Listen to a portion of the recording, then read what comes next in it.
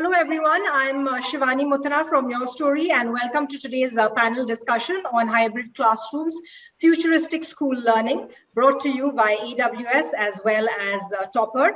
Now, just to give you a context and really set the ball rolling on what we're going to talk about today, as we know, COVID-19, of course, is reshaping the structures and boundaries of education across the globe. In fact, according to UNESCO, 1 year into the pandemic has seen close to half the world's student population being affected by partial or full school closures. Estimates by the organization suggest that over 1 million or 100 million rather additional children will fall below the minimum proficiency level when it comes to reading as a result of this global health crisis.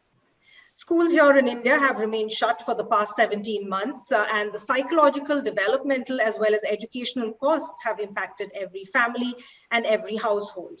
On the one hand, with the pandemic-related uncertainties in every parent and policymaker's mind, the reopening of schools remains uncertain.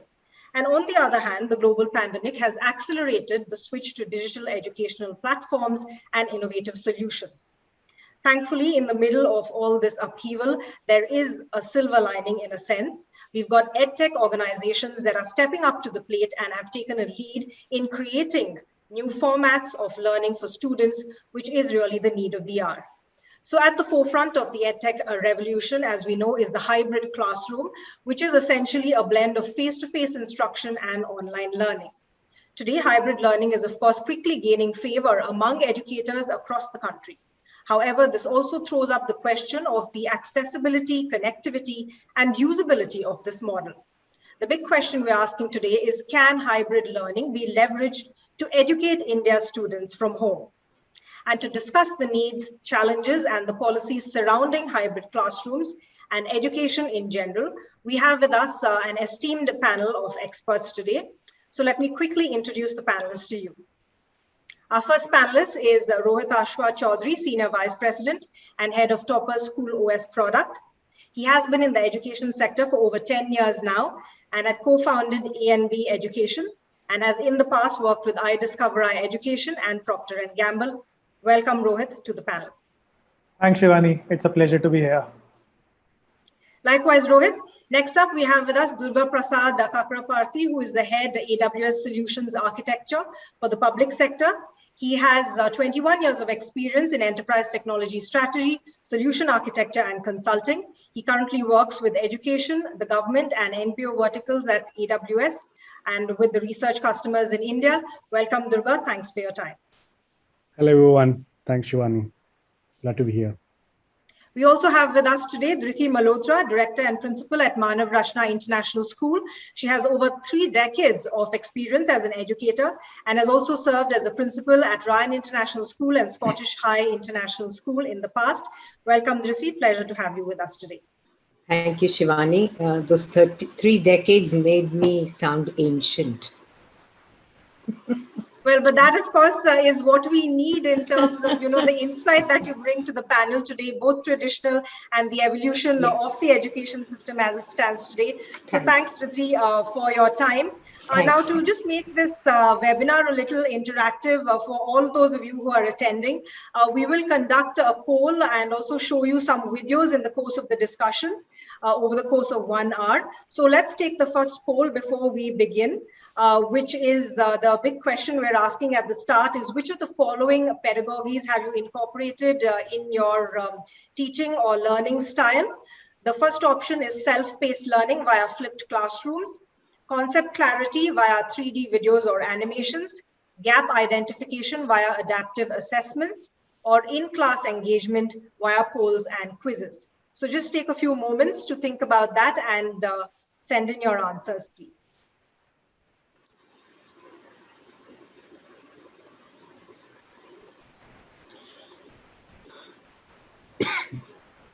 Okay, there you have it. I think the majority of you say in-class engagement via polls and quizzes. So that's, of course, something that's a very interactive tool. The second one that we've seen majority of you take up is self-paced learning via flipped classrooms. Then comes concept clarity and then gap identification via adaptive assessments. So there you have it. We'll of course discuss these results in the course of our chat with the panelists as well. Now, taking it forward, we'd also like you to view a video at this juncture on where and how teachers, adopted and adapted to new formats and how they sort of put into place the hybrid classrooms to engage students better. Take a look. Once, the entire school fraternity witnessed the power of tech integration in the education system. Now, as schools plan to reopen, the everlasting question resurfaces that will teachers continue the use of tech in this newly formed futuristic classroom or not? Hear what some of our experienced educators have to add. Technology is a bridge which helps to connect learning objectives with expected learning outcomes. And it also provides faster feedback, and it has improved the collaborative efforts between large group of people. It's not limited to just using technology to teach, but also using it to help generate personalized worksheets for students. In my classrooms, I use state-of-the-art tools, animations, real-world simulations, and interactive presentations in order to make learning super fun and super easy and to instill the habit of creative thinking out of the box. We generally use the regular visual aids like diagrams and pictures to explain concepts. In addition to that, we use videos, simulations. Sometimes we use virtual labs to teach concepts online. These tools build confidence and improve the presentation and thinking skills of a child and make the child ready for the future. We can go for near-code collaboration wall, even we can go for Padlet. I think PowerPoint presentations are here to stay in the long run because even with offline lectures, the use of PowerPoint makes things so organized and makes the class flow so fluid that I think even post-pandemic, PowerPoint presentations are here to stay.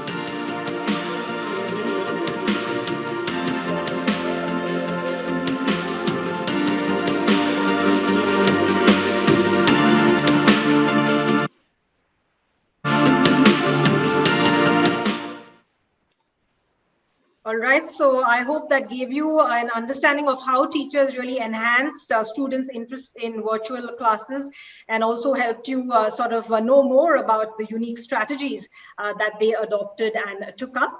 And a quick programming note before we take the discussion forward for our attendees, just to note that we will begin the discussion with our panelists, but we will be opening the conversation to the audience at the end of this discussion. So please feel free to send in your questions in the Q&A section, and we will answer a few of them before we wrap up. So let's get started now and go right in. Dhriti, I would like to come to you first. You know, you have 30 years of experience as an educator, so you've seen both sides of the classroom, the traditional model as well as the online evolving model right now. But even before the pandemic, we have seen that technology has already sort of found its way into classrooms around the world. Tell us more about how the classroom has evolved in your experience from the so-called static blackboard and desk to now what we're seeing, a borderless, technologically powered space. Thank you, Shivani. I think technology has fundamentally changed the way we learn. I remember 30 years back when I started with my career, it was certainly only a board and a chalk that we as teachers were using. But as we moved further, we definitely, as you pointed out, technology had started entering the classrooms, if you may say so. Imagine the progression from an abacus to maybe the smartphones or the blackboards to the laptops. So all this time, when we were, again, as I said, 30 years back when we started with our journey, it was very, very simple. Simple, but yes, it was effective still.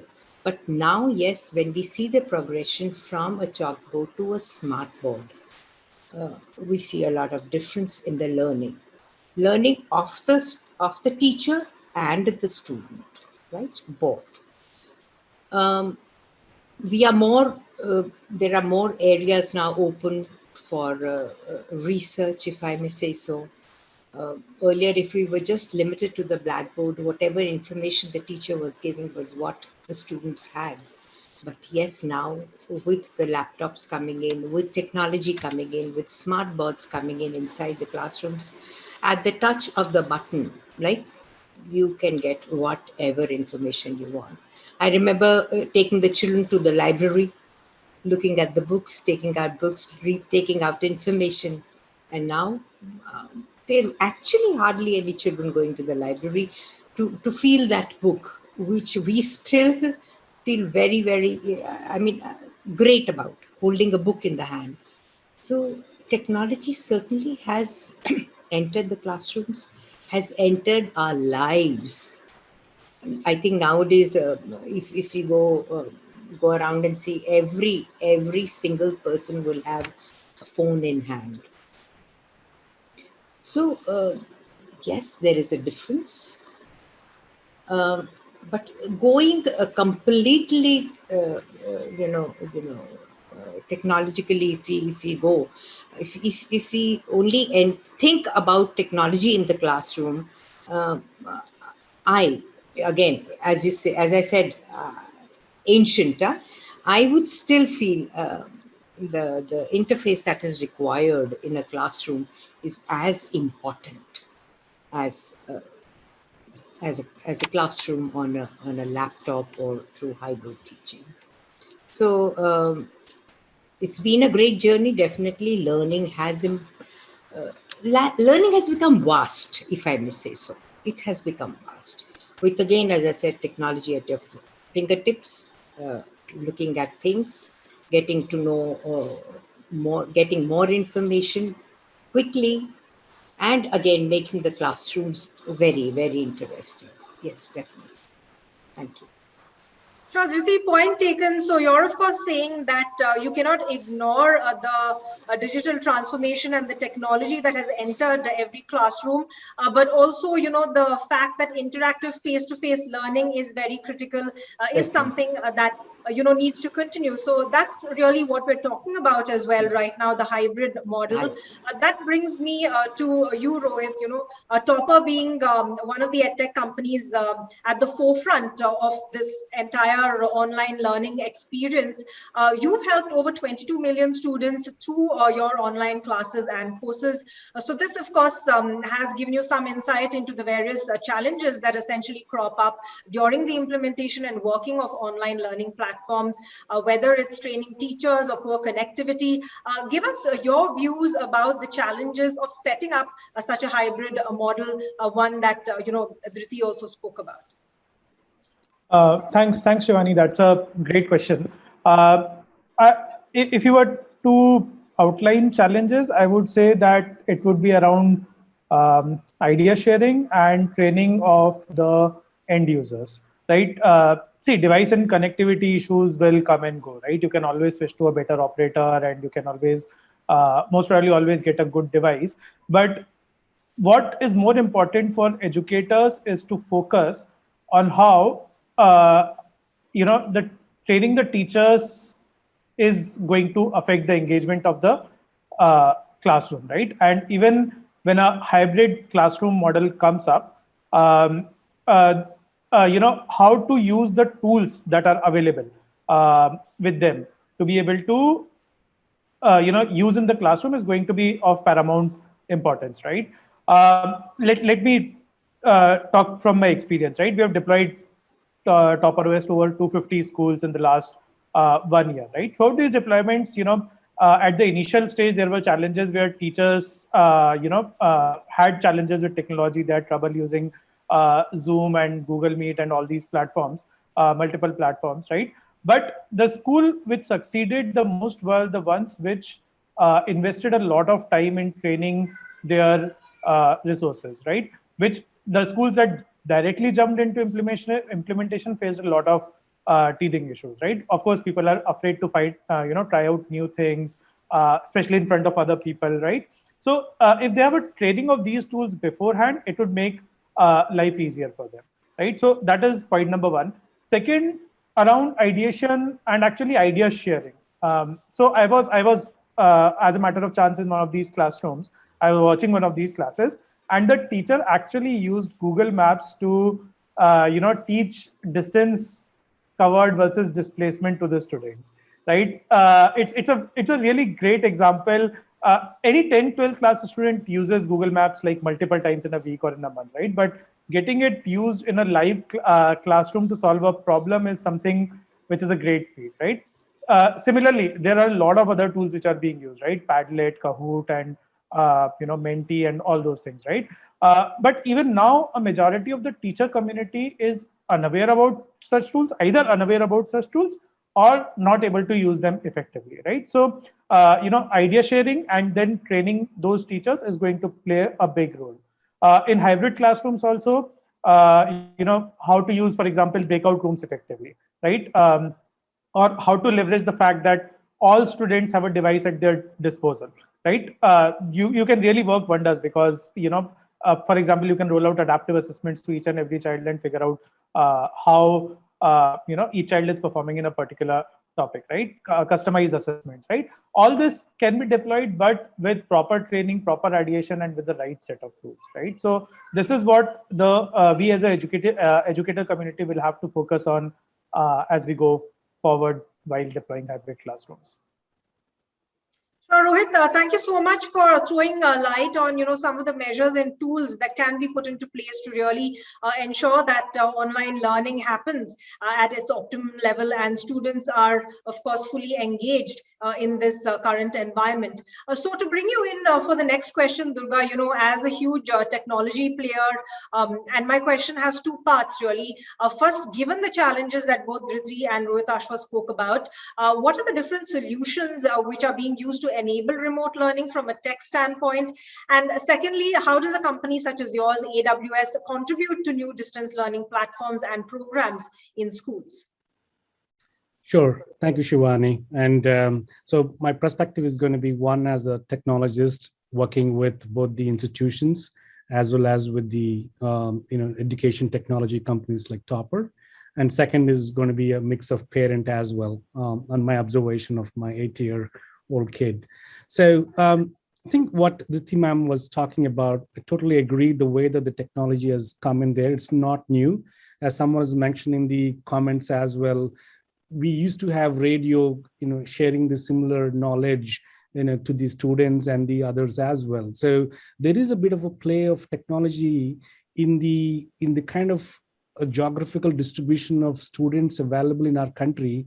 It has to be there. That's the only way that you can bridge that digital divide that you have. If you want to be able to, educate and empower the millions of students within India, we need to be able to use digital technology to be able to reach out to those, bring the equity is very, very critical than that.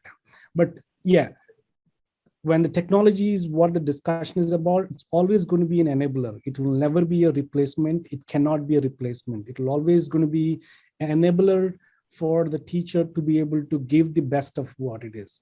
The reason for that is we've been having the practice of teaching and passing on the learning has been there for thousands of years. In the last 2 years of the pandemic has put us into a completely different mode where nobody had a choice and everybody had to pick and adapt based on the challenges. Nobody had time to be able to teach ourselves what it is. So what I've seen, as a technologist working with the technology companies and institutions and universities and schools, is that the first wave we always seen there are quite a few learning management systems were available for several years, just lying there, like Moodle and OpenEdX, and those were there. And they're like, everything was dusted out and then just came up and everybody picked up whatever is available on the shelf and started using them just for the continuity of the education, and learning should not be stopping. That's a great way to adapt. I think we Indians are really good at adapting to such unforeseen situation, which is a great call out, and it went on. Though we all had hiccups, but we all learned to adapt. Was it the best situation? No, but still we're able to figure it out how to do it. But in the second wave, or the way that I'm seeing with the institutions and technology companies is having seen this firsthand views of this technology for the first time, for the virtual classrooms, for the learning management systems, for the content creations, or for the virtual proctoring of the examinations, and how do I engage these students? In all these cases, they're actually thinking the next level. Well, I've had the best quality of education that I could pass on to the students in classroom. Now with this technology, how can I improvise it? How can I make it more engaged? A K3 student is very difficult to maintain the attention span, even within the four walls. I think Dhriti madam knows more about it than me on those ones. So if we are having those online classes where we're all talking on the video in the 30-member one, how do I keep them engaged? How can I actually build that content more engaging for them to be able to understand the same concept, which I could have explained far better in the classroom? So with this kind of a mode that what we have, it is very important to think about the quality of thing. I think that is where the real contribution of technology companies like Toppr is coming up with. Say, how do we bring that quality education in spite of having this pandemic, but at the same time leveraging this pandemic infused remote learning into a better use of our own time, and still be able to put the best use of it for the students' bright future. So that's the kind of a trend that I'm looking at, where we had that no choice and had to pick up what we left with in last year, to this year where we're improvising and making it a far better qualitative ways of doing things. And that's the great news for all the schools and the academia. Sure, Durga, thanks so much for sort of candidly really setting out the scenario and how each of you in the ecosystem really play an important part in making sure that this new normal is something we are able to live with in the future as well. So at this juncture, I would like to also invite our audience to again take a second poll before we go ahead with a discussion on what the future really holds. Let me quickly bring up poll question 2 for you on your screens. We're asking which of the following aids will you continue to use in your classroom once the physical attendance resumes? Would it be videos and presentations, online assessments, polls and quizzes, or virtual simulations? So please take the time out to fill this in.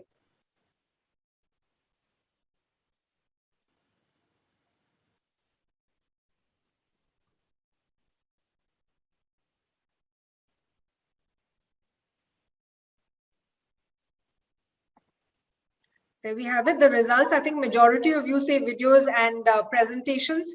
So that's interesting. Then comes virtual simulations, polls and quizzes, followed by online assessments. So of course, videos, the most interactive among the bunch of options there. So let's see what the future holds. I think everybody is sort of exploring and engaging better with videos these days. Let's take it forward now to what the future may hold. And coming back to our panelists, Dhriti, as an educator, you've seen how teaching methodologies have evolved over the years.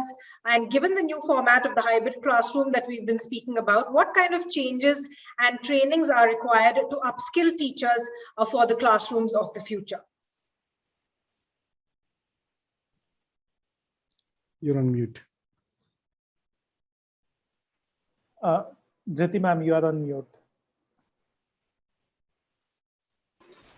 Sorry. So what I was saying is change is inevitable. Maybe the pandemic brought us to a situation or where probably we would have been after a few years. Yeah, right? Technology has taken us over. Right? Maybe a little too early then. I'm talking about our own country, right?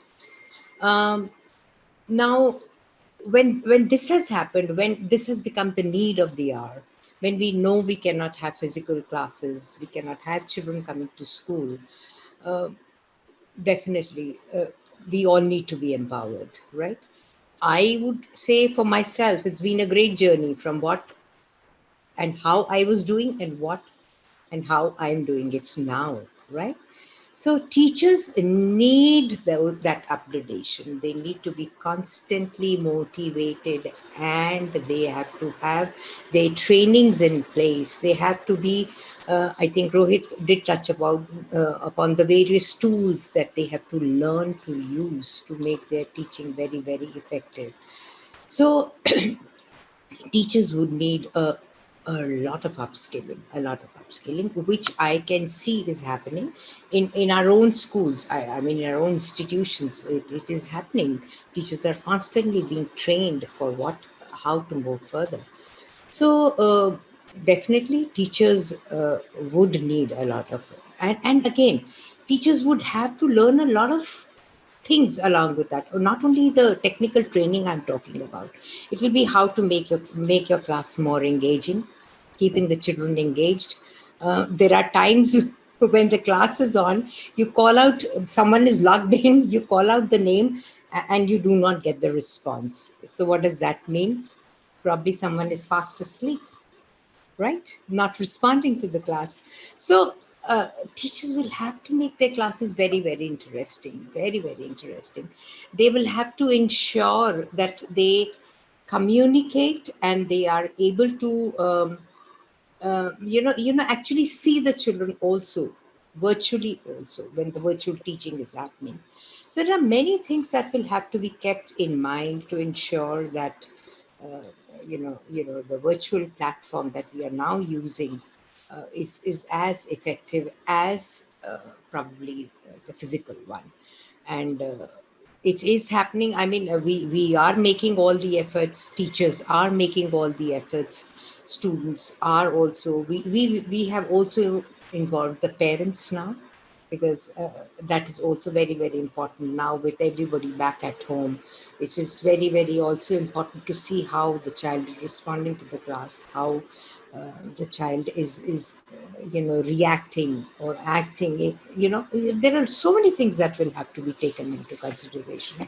So virtual classes, or if I may now come to hybrid classes, is the need of the hour, definitely. Now, for example, the government has allowed the senior children to come to school. Now, out of, say, an entire class of 25 children, I just have 5 children coming to school, and the 20 want to sit back home and study. So here is where hybrid classes are coming in very handy, where the teacher is teaching in the class and can be seen by children back at home. So there's a face-to-face interaction too, and there is an online interaction too. So these are the changes that we envisage and we see coming into the teaching. In the coming days, again, it will all depend on the situation. But yes, let me also tell you, the hybrid classes are there to stay. Yes, they are.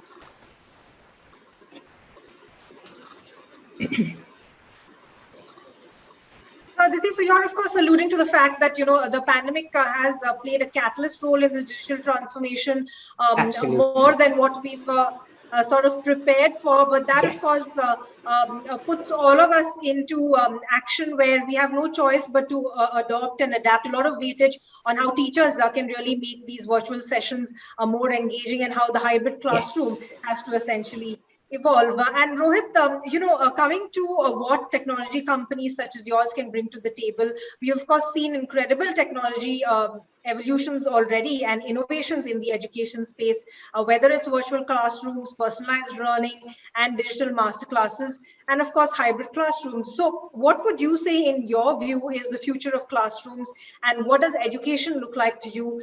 If you can highlight some of the trends that you believe could become a mainstay of EdTech. So Shivani, I think future is quite exciting. As Dhriti ma'am was also saying, some students staying in class, some students staying at home, right? There are going to be multiple scenarios out there which we haven't even started imagining yet, right? So I'm quite excited about what the future can bring to the table. Using technology to enable these hybrid classrooms can go a long way in customizing, or let's say personalizing learning for each student, right? And I must say at this point of time that hybrid and blended learning are often used interchangeably. Having said that, let me take a few examples which kind of highlight both, but where tech is basically enabling better understanding or better learning for the children out there, right? You take an example of some topics which are difficult to visualize. Okay, let's say human body, okay, or chemical atomic structures, right? In a hybrid classroom, a teacher can either play a good 3D video or can give resources to the students, say keep watch these videos, understand fully about watch this video about human body, you will have a image in your mind and you can come back and discuss it, right? This will help the students to understand the concepts at their own pace and understand them in depth, right? So videos or stories kind of things, right? Or simulations, right? Simulation is another powerful tool which is being used in the classrooms right now to help the students understand the concept, right? So these learning aids can go a long way in helping students, right? Second, let's say adaptive assessments, right? Again, I will take an example of, let's say, unlike fractions, addition of unlike fractions. Teachers can give adaptive tests to figure out which set of students is lacking in knowledge of unlike fractions, versus which students are lacking in understanding of, let's say, taking LCM to be able to add those fractions, right? Based on this test, a class level report can be generated and you can segregate the students into two groups and carry out respective remedial or booster class for each of those set of students, right? And that is really powerful, which the teachers have not been able to do so far, right? But if every student has a device on their own, technology can work wonders in figuring out what is the challenge area for each and every student, right? And of course, finally, engagement, right? Engagement is the biggest benefit of hybrid classrooms, right? Imagine a physical classroom, right? And you have to do a group activity.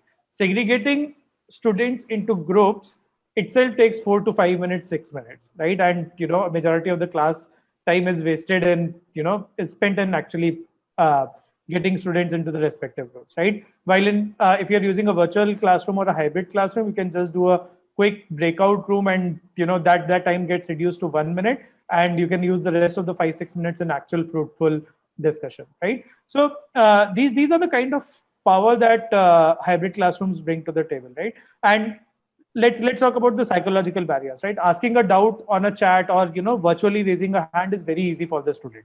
Okay, but while in a physical classroom, of course the students feel shy, and all those factors are there which which actually inhibit a student from asking out their doubts, right? But on chat it is very easy, on a virtual classroom raising a hand is very easy, right? So all this engagement is going to become a mainstream in edutech, right? Playing good videos, having adaptive assessments, having engagement with the students, right, and having let's say good reports for the students. All this is going to become all these fields is where edtech will come in and start playing a bigger and bigger role in due course of time. Rohit, thanks for highlighting all those trends and the options in terms of tools and measures that can be put into place, the best practices really that can be adopted to ensure engagement of new virtual learning.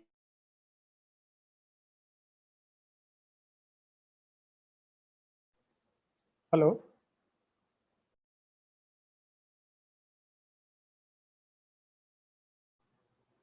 Did we just lose Shivani? Looks like. Shivani, we lost you for a second. You might have to repeat what you said. Yeah, if you can hear me, Durga, you can hear me now? Yeah, I can hear you now. Please carry on. Sure. I think, the question that I wanted to ask was about the underlying factor at play when it comes to the national education policy, which we saw in 2020, that attempted to really revamp India's educational system through policies on universal access to education, new curricula, as well as pedagogical structures, promoting India as a global destination, a study destination. So what policies do you believe should be created based on this new online model of learning? Okay, so I will not be talking about what new policies would be needed here. I think it's best that the educators would be able to answer that. But however, here is my point of view. I think the NEP outlines the overall vision of India's new education system. And it took so much time or effort to be able to put together that, and that shows that, how it is kind of relevant to the future. And it gives importance to the students' practical knowledge. I think there are several additional guidelines would be coming in there.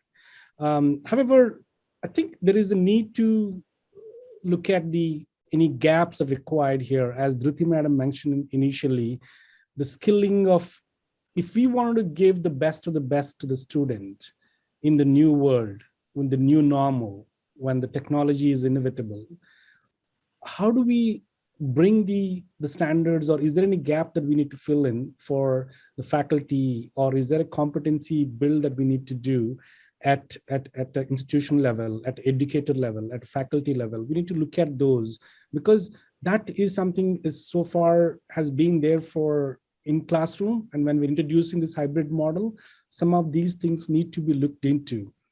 I hope that's already been in place, but that's something that needs to be looked into. The second is, I was just reading the comments. I think the importance of having this in classroom experience for student has always been the best, and no one can replace that. I can reiterate it again and again. I think the challenge here is, today the best of the best schools or the teachers or the learning is available only for certain number of cities. You have students available across India that require a similar standards. Where is the equity? How do we bring that equity? Do we need to bring everybody to the schools? Do we need to bring to the campus? Those are all limited to the number of classrooms. I mean, believe about the enrollment ratios or the student and the teachers availability ratio. Those are different one, but the limit itself is there. So with this new policy, my belief is that it's going to set the stage for this blended model, which will, I'm hopeful that will open doors for any of these students who are in the faraway cities to be able to gain knowledge out of it. I think that's the best outcome that anyone can make out of it. There could be some differently able people who may not be able to come to schools. Why do they have to go to a school which is exclusively designed for them? Why can't they go to a regular school? I think these are the questions which are already unanswered so far, and kind of everybody talk about it, but there's no existing solution. I think that's where I think NEP is going to be open the doors for the students and for the faculties and for parents to be able to get the best out of the best, and with the minimum shortage of the knowledge and the teachers available there. That's where I'm looking at. The third part, which I think Rohit was quickly mentioned about it, about the experience on the learning on these new devices. Today, in the current pandemic situation, not every student, even within the metro cities, having the same digital experience. Somebody is watching it on a big 34-inch monitor. Somebody else is watching it on a small 6-inch mobile, or somebody else is watching with 4 other kids sitting in the same room. So yes, absolutely, it is not the same attention span what you normally get in a 4-wall classroom. So I think having that availability of the infrastructure, availability to the better devices or accessibility, connectivity, these are all things are important there. So along with this NEP policy, having the clarity on what is required for us to be able to build that competency within India, to be able to match the standards of what NEP decided and the gaps that we currently have at India in different cities. I think that will take a long way. It's not going to be happening in next year or 2025 as it is described, but it's going to take some time to make it happen. Sure, Durga, very interesting points that you sort of raised over there, and a great note to sort of wrap up the discussion. You mentioned how technology can essentially open the doors to many more students to sort of engage in the education system and be educated. It is, of course, something that is work in progress. There are many issues like device divide, accessibility, all of that that need to be sort of addressed and taken care of. And I'm sure companies such as Toppr, AWS, OS, and schools that are, of course, open to constantly evolving and learning, such as Manav Rashtra, and keeping their students engaged, will adapt and adopt going forward to really make this new normal something that will be followed into in the future. So on that note, we would also like you, the attendees, to have a look at this video where we're showing you how EdTech company Toppr School is sort of introducing their OS and how that is changing the new way schools run their classes. Here's a small video talking about some of the salient features of that Toppr School OS and how it can be put into practice.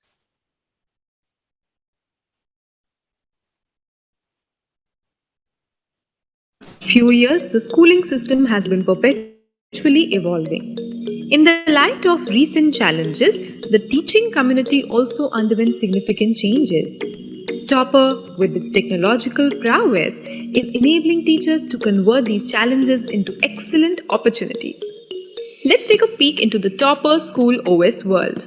Its interactive online teaching classes, augmented with engaging learning content, have enabled teachers to capture the students' attention and make learning in class more immersive. Features like polls, quizzes, and interactive whiteboards are making both learning and teaching collaborative. Toppr School OS, with its built-in interactive tools like simulations, presentations, and activities, inspires teachers to bring the fun element in an online classroom setup. With all this and so much more, leap into the future of learning. Champion the power of the new revolutionary learning system. Experience Toppr School OS. Okay, so I hope that provided you some understanding of how Toppr School OS has made it easy for teachers to engage better with students and shape a child's imagination, as you saw, with the help of digital content, polls, quizzes, interactive whiteboards, and other such interactive tools. We would like to open the discussion for audience questions, but just a small, feedback form for our attendees to fill in before we open the discussion for questions. We are sharing the link to that feedback form to you in the chat section. And if you can fill in your details there, we will of course ensure that we email all our participants the certificate, your participation certificate. We have pasted the link in the chat window so you can access it there. Please take a few moments to fill in that feedback form,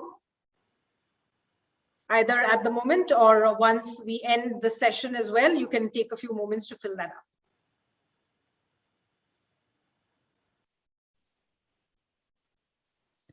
Okay, so I think time now to take up a few audience questions. We have one coming in from R. Tandon. I think this is an overall question, you know, and I invite Dhriti, Rohit, Durga to sort of take this up, or all of you can also answer it.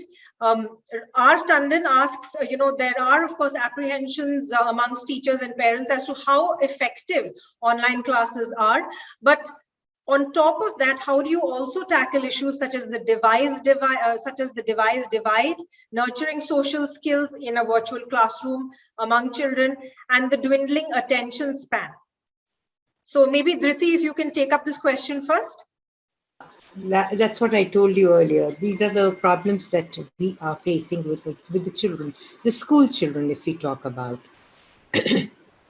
Social skills going down because they're not interacting, they're not meeting with people. Yes, there is a definitely an interaction in a class, a virtual class, but that face-to-face interaction is lacking, which again is and you know, one more thing. When they're attending a physical class, they are all in it together. They are discussing, they are interacting, they are arguing, they are coming to a consensus.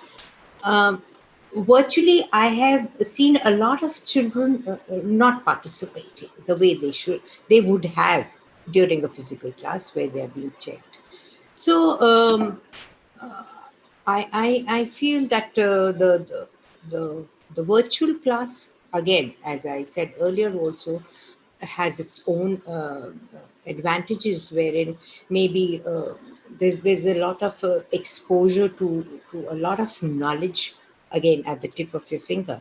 But social skills certainly declining, and the attention span. There are times when there's a class after class. So, that is what, and that on-screen time all the time. So that is certainly to some extent not too good for the child. Whereas in a physical class, you're going out to the playground, you're going for an activity, you're going out somewhere, attending a class. So the learning is different.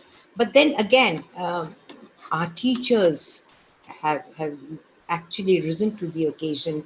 I mean, it is a hybrid class or a virtual class now that can be conducted as of now. So that is being done. And then, of course, we are trying out ways and means to ensure that, yes, children interact with each other. They are attentive. As I said, we keep calling out names. We keep telling them to put their cameras on so that, we can see them and they can see us. So, yes, definitely there is a difference, but this is something that has to be done and is being done now. Sure, Dhriti, thanks for taking up that question. And so honestly, talking about the challenges as well that teachers and schools are faced with. So that really brings us to the question, and the next question by Sakshi Kalra. And Rohit, if you could take this up. The question, of course, is then how do you sort of make it more interactive so students are more engaged and you actually address that issue of the attention span? Sakshi is asking whether, simulations is something that can be adopted, and what all platforms can be used for simulations. Okay. So I will answer the question in two parts. One is what are the different tools that can be used to increase engagement in the classroom, especially in online classrooms, or whenever the offline school resumes. I would say that tools like videos, presentations, and Toppr has something called stories, which is a stack of cards which the students can go through one by one. Right? These are very short snippets. Right? They will be 3-minute video to a 15-minute video. Right? It might be a 2-minute story to a 5-minute story. The presentation could be again 2 to 5 minutes kind of coverage. Right? These are tools which, through their visual aids and through their pictures and everything, communicate a lot in a very short span of time, right? So the of course, the attention span is going to vary. If we keep on listening to one voice throughout the 40 minutes or 50 minutes lecture, it is going to be difficult for the student to keep focusing on that voice, right? But if you mix it up with visual aids like these, or with voices which are there in the videos, or those things, then of course it becomes a lot more engaging for the students. Okay.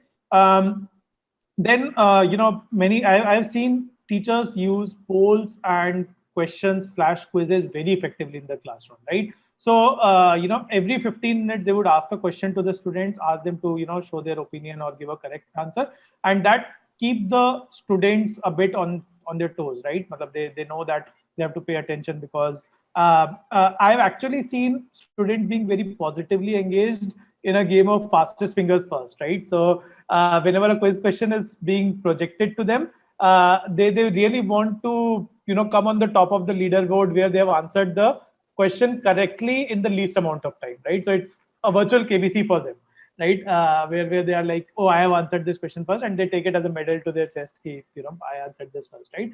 So that is another tool that you can use in the classroom to keep the engagement high. Coming to the simulations bit, which was there in particular.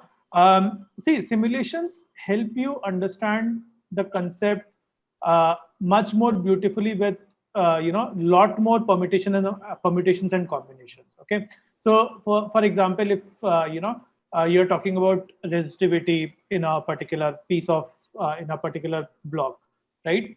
How does the resistivity vary, right, with the length and the area of the block? Okay, how does the resistance vary with the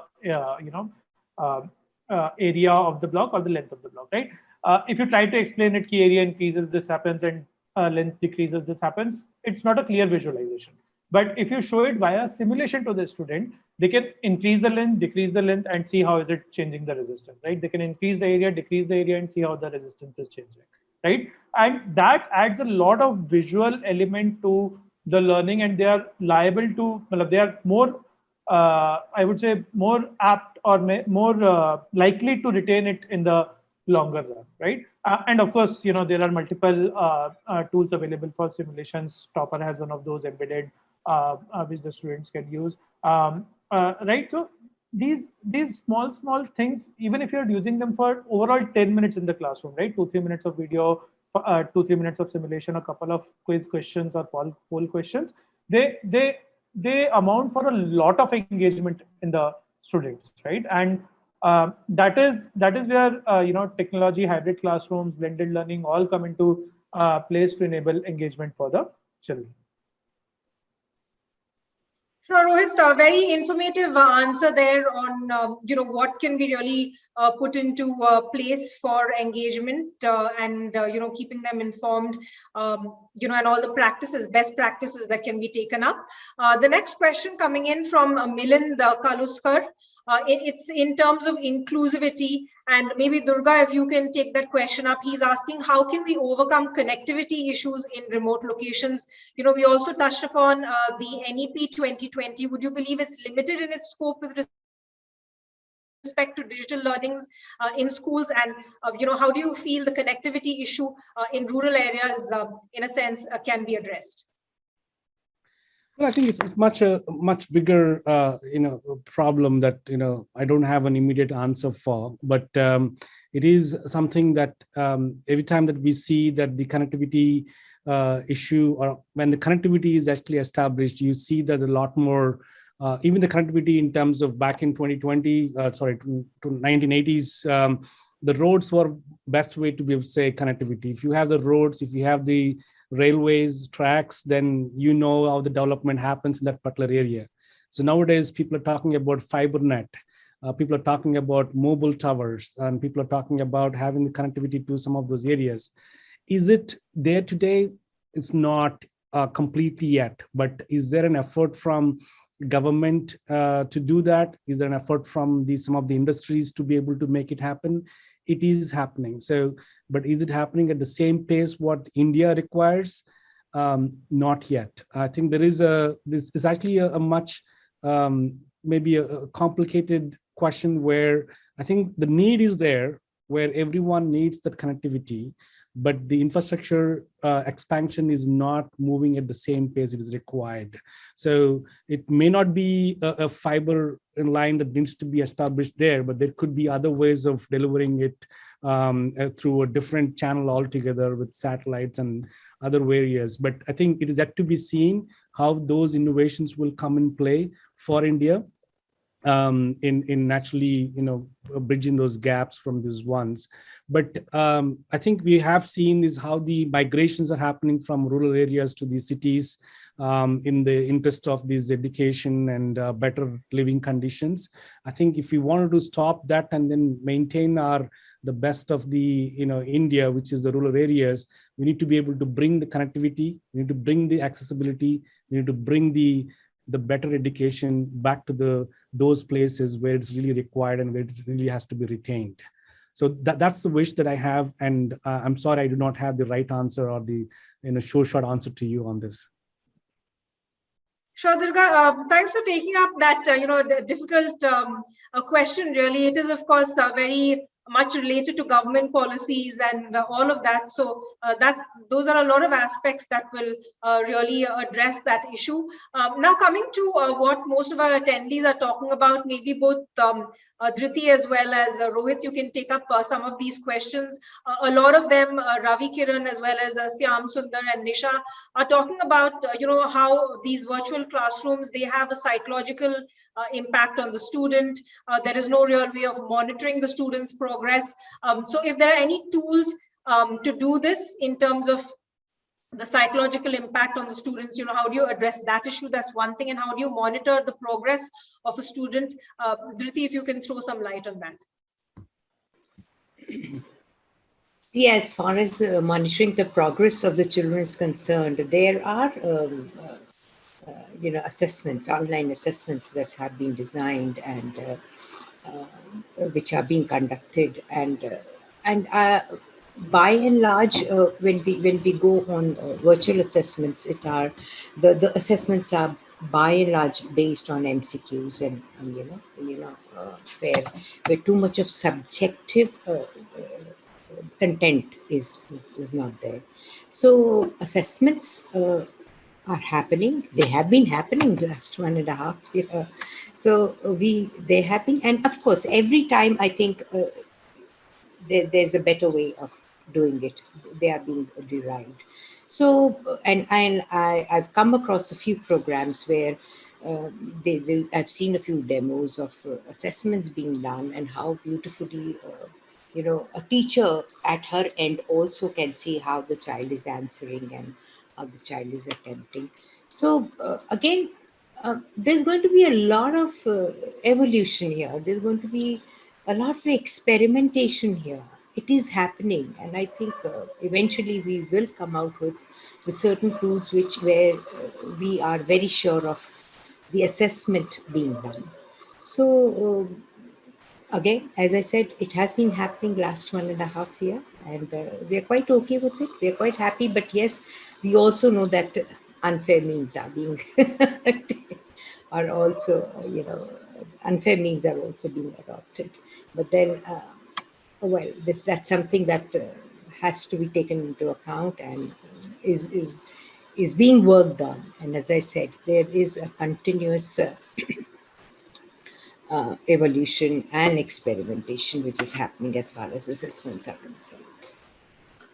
Well, thanks for that, Dhriti. Rohit, maybe if you can also, take up this question from your point of view. And if I may also add, in terms of how hybrid classrooms can improve the results of students, are you actually seeing something like this happening on a tangible level, that hybrid classrooms make the most sense right now? And how can teacher enrichment also happen at the same time? Yeah, Shivani, so effectiveness of hybrid classrooms lies in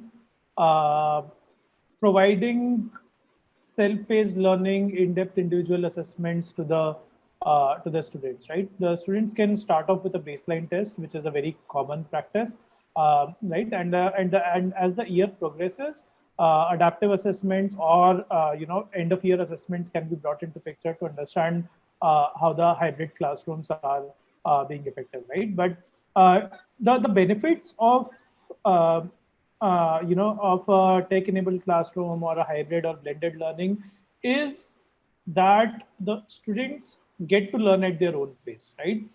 In a classroom of, let's say, 30 students or 50 students, or as the reality in India is that when 70 students or 80 students, it is difficult for the teacher to understand how each and every child is doing, right? While if the student has access to quality learning material, they can also refer to them, and the teachers can step in where needed to be able to solve their doubts, or enable them to have a activity-based session, or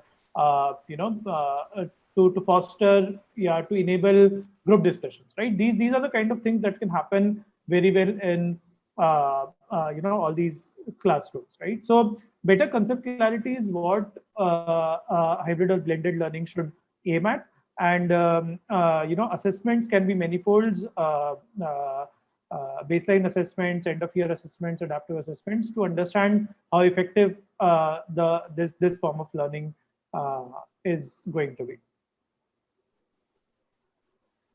Sure. Thank you so much, Rohit, for taking that up. I think we've answered most of the questions that we've got from our attendees, and we're out of time on this webinar, but feel free to also fill in that feedback form. So once we have your emails, we will send you that participation certificate, and we will also see how our panelists can take up some of your further questions via email. Thank you so much, everyone on the panel, for taking the time out to share your thoughts and insights with us on the evolution of the edtech space and how online learning can really be improved, how the evolution of hybrid classrooms can really be put into good use, and what best practices to follow both for educational institutions as well as students to stay engaged. And thank you so much to our audience as well for joining us on this discussion. I'm sure we've all had a lot of food for thought, and also access now to the different tools and platforms that we can use to make education more engaging for all of us. Thank you so much. Stay safe and stay healthy.